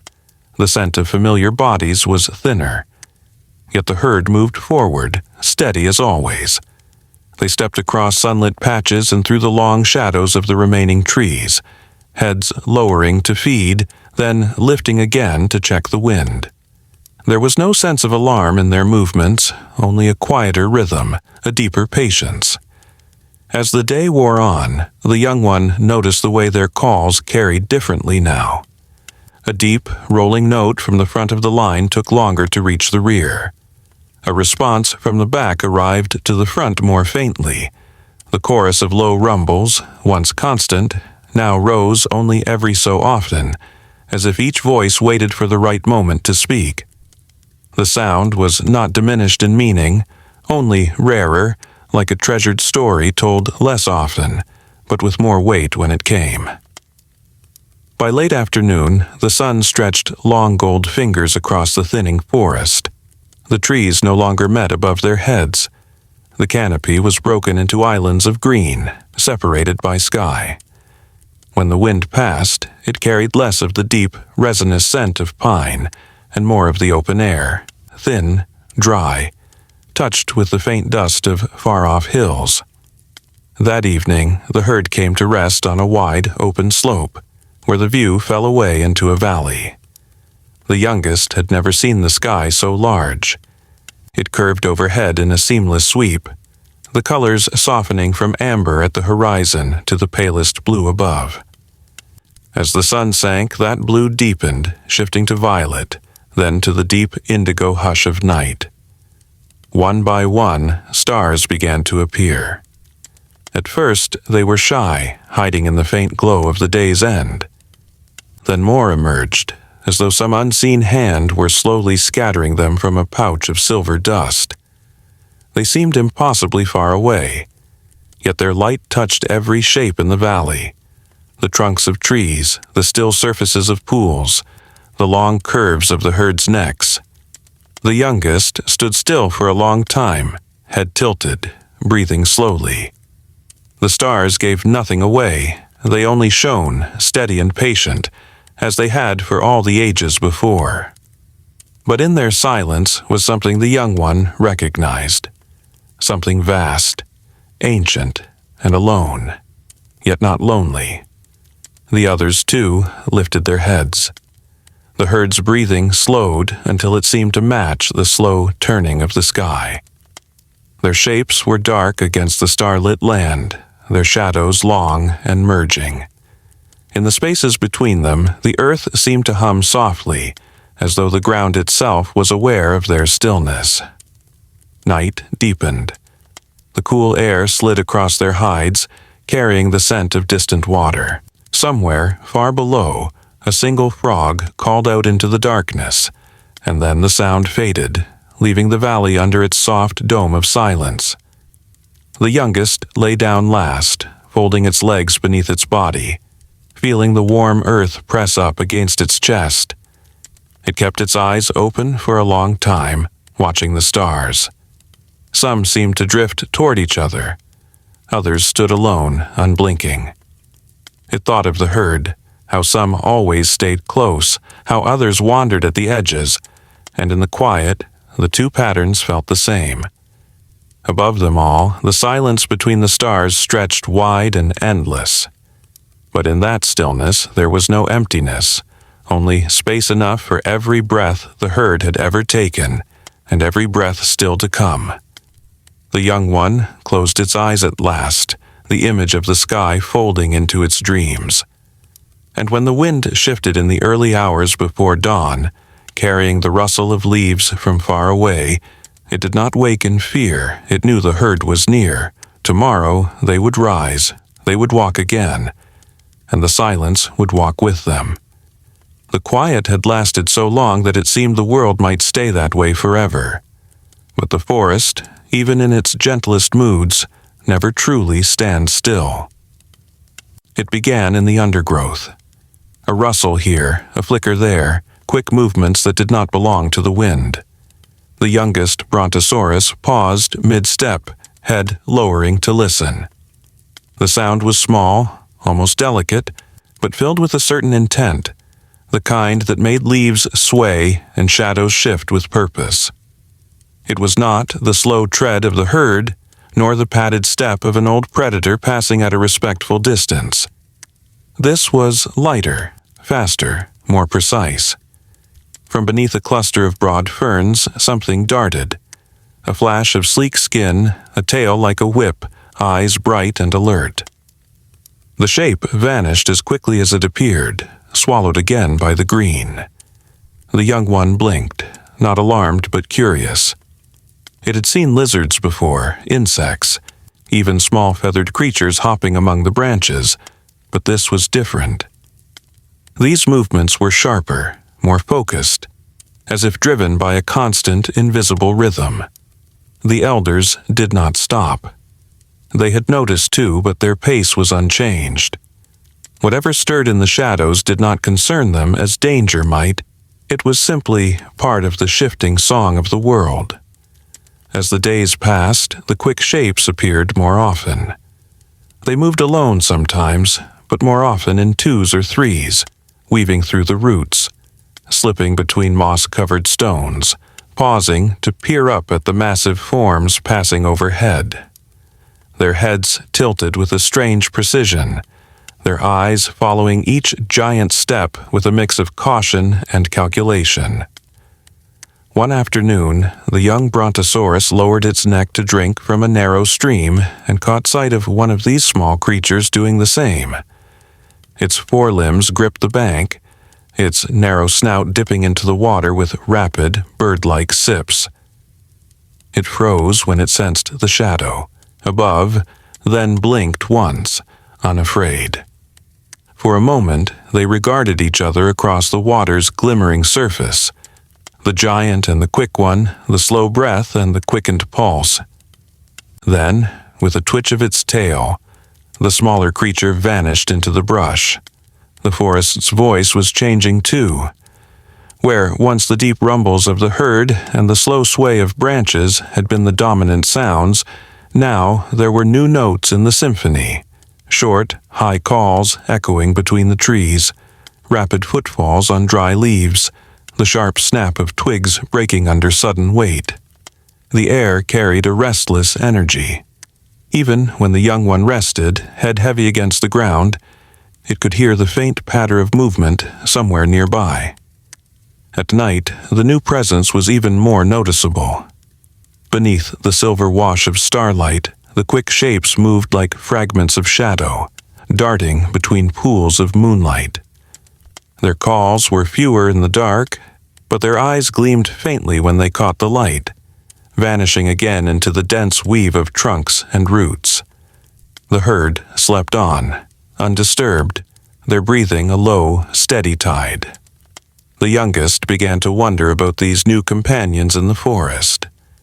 They were small, so small it was hard to imagine the world from their view. How must the herd look to them? Mountains with moving legs, rivers of muscle passing through the ferns, heads lifting above the treetops like clouds with eyes. Did they fear the giants, or did they simply accept them as part of the landscape? As the Brontosaurus accepted the mountains, the wind, the changing seasons. One morning, as mist coiled low across the ground, the young one noticed a cluster of the quick shapes gathered around a fallen log. They picked at something hidden beneath the bark, chattering in short bursts of sound.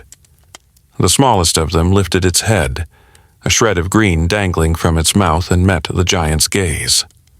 No one moved. Then, just as suddenly as they had gathered, they scattered, vanishing into cracks, under roots, into the safety of shadow.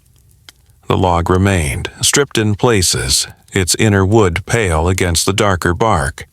The elder nearest the young one rumbled softly, a note that said both, "Come along," and "It is nothing to worry over." The herd moved on, and the quick ones faded into memory, though the young one knew they would appear again. As the days slipped onward, These small, clever shapes became part of the forest's fabric. They seemed to multiply, their presence felt in every stretch of land the herd passed through. Sometimes the Brontosaurus would catch only the faintest trace of their scent, sharp, dry, with a tang of something like resin. Other times, the forest floor seemed alive with their quick trails, weaving over and under, as if mapping the entire world in thin, hidden lines.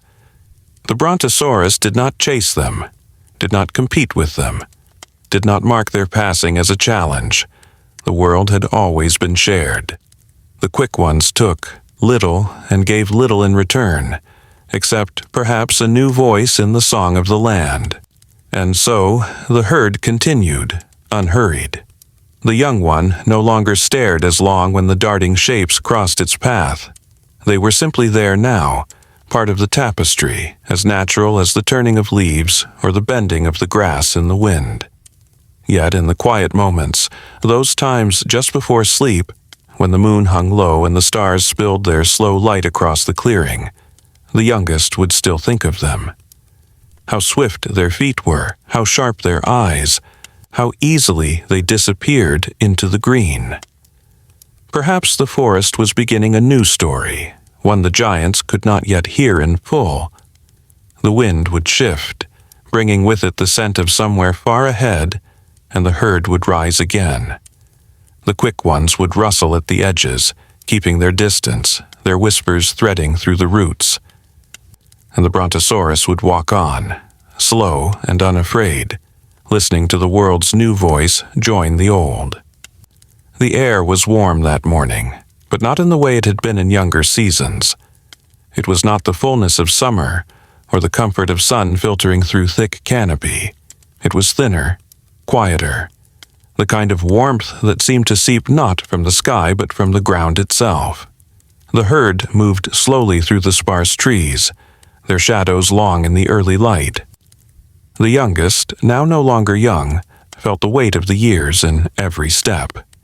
Its legs were strong still, but each movement carried a memory of the distances already traveled.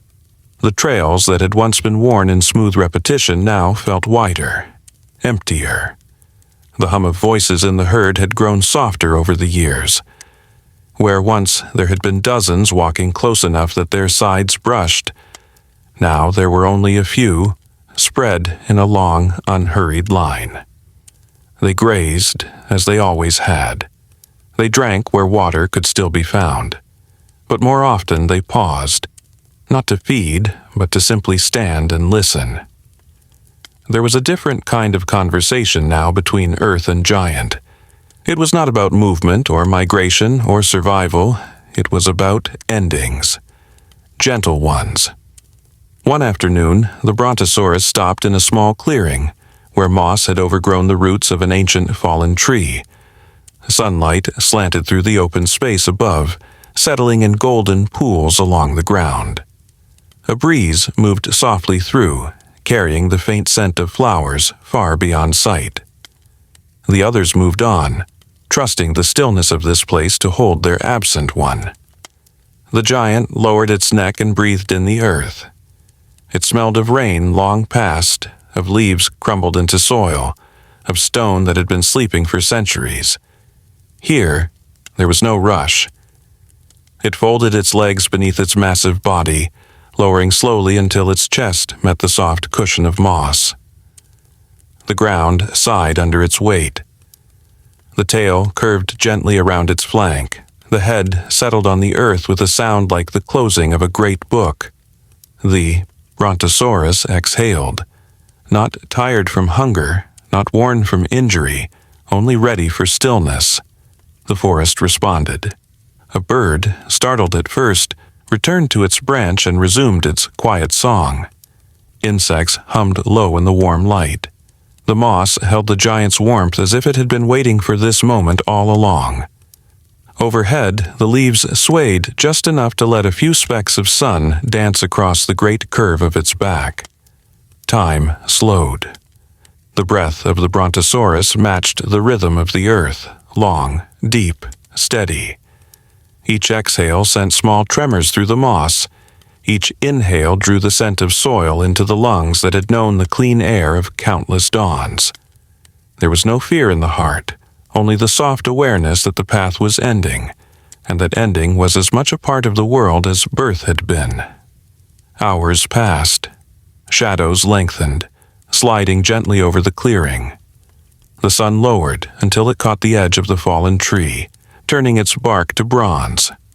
The Brontosaurus closed its eyes. The sound of the herd had faded into the distance. The wind's murmur had taken its place. And then the great body stilled. The forest did not break its rhythm. Life continued its quiet work. Moss thickened over the great limbs. Roots began to weave their patient fingers through the soil beneath the ribs. Rain fell, and the water seeped into the earth, carrying with it the scent of leaves and the memory of storms. The bones, strong and ancient, settled into the land like stones long returned to riverbeds. Seasons turned. The clearing became a place of green abundance. Ferns unfurled over the curve of the spine. Small flowers bloomed in the hollows where feet had once pressed into the earth. The air remained calm here, as if honoring the sleeper beneath. "You are not gone," the wind said when it passed through, brushing the moss in slow waves. "Only resting." And somewhere in the distance, the herd walked on. They carried no sadness, only memory, folded into the steady beat of their steps, as they moved toward the horizon under a sky that had watched it all, and would watch for as long as there were stars. A long time passed. Longer than rivers take to carve valleys. Longer than mountains take to lose their sharp edges. Longer than memory, at least in the way most creatures understand it. The forest that had once leaned over your back was gone. The ferns that had brushed your flanks were gone. The herd was gone too, its footsteps long since erased by rain and wind and the shifting of the earth. But deep beneath the surface you remained, not as you had been, but as something the earth could keep. Stone worked its patient way through you. What was once bone became mineral, the slow breath of time turning you into rock with the shape of what had been. Roots reached down to curl around you. Soil sifted into the hollow spaces. Rain filtered through layers of earth, leaving traces of its journey in the fine details of your ribs, the curves of your spine. Seasons above changed without number. The sun rose and fell over ages without your waking. You were part of the ground now. Then, one day, though for the earth it was no different from any other day, there were new vibrations in the soil. Not the weighty press of a herd, not the deep tread of something massive, but quick staccato impacts. Lighter, uneven, pausing often, then returning. Voices filtered down through the layers of dirt. Sharp, bright sounds, not the rumbling language of your kin, but something else entirely. The ground trembled in a way you had not felt for an age. A hard tool struck stone. The pressure was careful at first, then more insistent. Bits of soil shifted away. Light reached you again.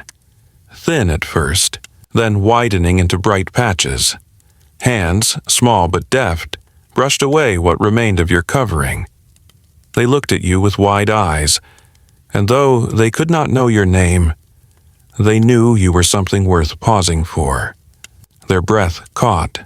Their voices dropped to whispers as though they had stepped into the presence of something greater than themselves. Fingers traced the long curve of your limb bone, the sweep of your vertebrae. They were not touching mere stone. They were touching a shape that once carried the breath of the world.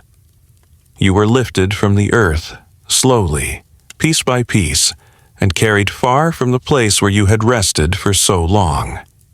The air you returned to was strange, sharper, filled with scents you did not know. But you were no longer among trees and sky. You were brought into walls, into a place lit not by the sun, but by a steady, unchanging glow. There, you were set into a frame, arranged into the shape you had once known. Bone, stone now, was fitted to bone, until you stood again in a way the living once did.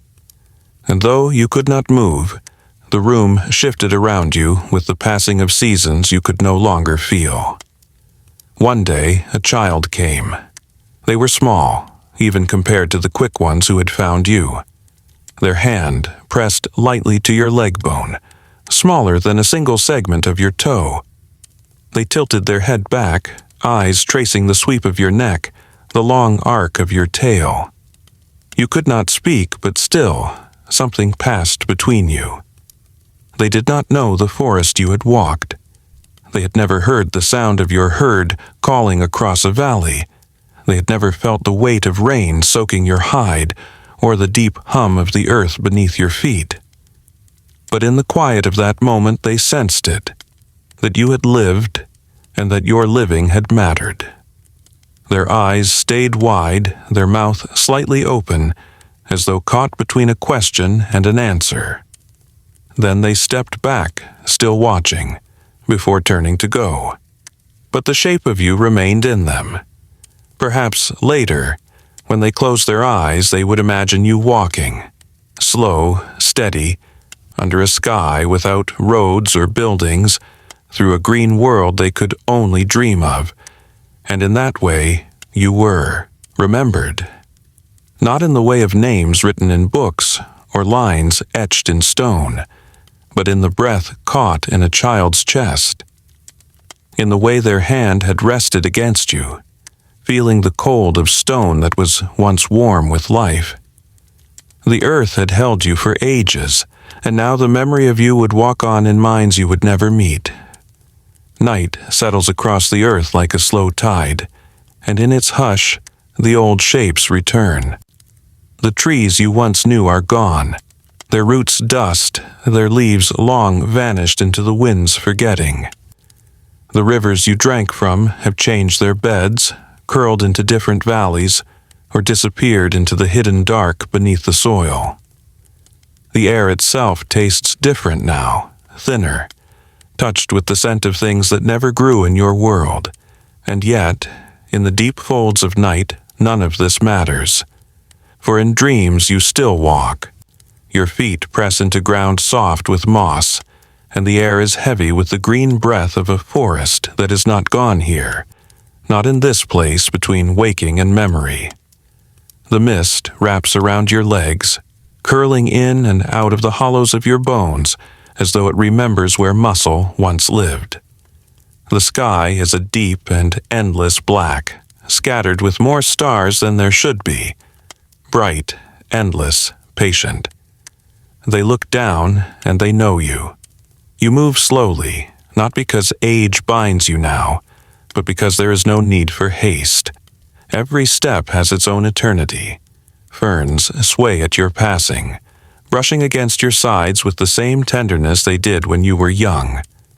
Somewhere far off, the echo of other footsteps answers yours. Not loud, not close, but there, in the mist. You know them. The air hums with the sound of their presence, the same deep vibration you felt when the herd stood together beneath the moon. You do not see them yet, but you do not need to. They are walking too, somewhere in this dreamscape, their paths weaving close enough that the ground itself remembers the weight of you all. The fog parts for a moment, revealing a stretch of open meadow bathed in starlight. The grass glistens as though it has just been brushed by rain, each blade catching the silver glow. Your shadow stretches far before you, and for a heartbeat it seems longer, wider, many shadows together, moving as one. You step into the open, and the stars tilt just slightly, as though leaning in to listen to your passing. The night here has no end. There is no dawn waiting to push it aside, no clock to carve it into hours. You walk, and the earth turns beneath you slow and steady, carrying you through a world stitched from memory and dream. Sometimes the fog thickens, swallowing the meadow, and you are back among the trees. Sometimes the trees fade, and the horizon opens wide, the scent of far-off water rising to meet you. Always the path unfolds, and always you follow. Some say, quietly, as if not to wake the earth, that you are still out there. That when the mist settles low in the valleys and the air feels heavy with something unnamed, it is because you have passed that way. That in certain forests the ground is pressed with shapes too wide, too deep for any living creature now, and that these are your footprints, laid down not in soil but in the weave between what is and what was. Perhaps it is true. Perhaps the wind itself carries you, brushing past the ears of those who stop long enough to listen, curling around their feet like the whisper of a tale. Perhaps, when they dream, they step for a moment into your world and see you there, lifting your neck toward a sky still full of stars, walking the way you have always walked. Slow, sure, unafraid. You are not bound by extinction here. You are not a relic in a glass case or a name on a plaque. You are motion. You are presence. You are the quiet rhythm of life that knows no true ending. The meadow fades again, replaced by the wide, shadowed shapes of trees. The mist thickens, but the path beneath your feet remains certain. Somewhere ahead, the echo of your kin's steps grows closer, their shapes beginning to form in the silver glow. You walk toward them, and they toward you, until you are once more part of a living line moving through the endless night. The earth turns. The stars keep watch. And you, Brontosaurus, are still walking. Good night.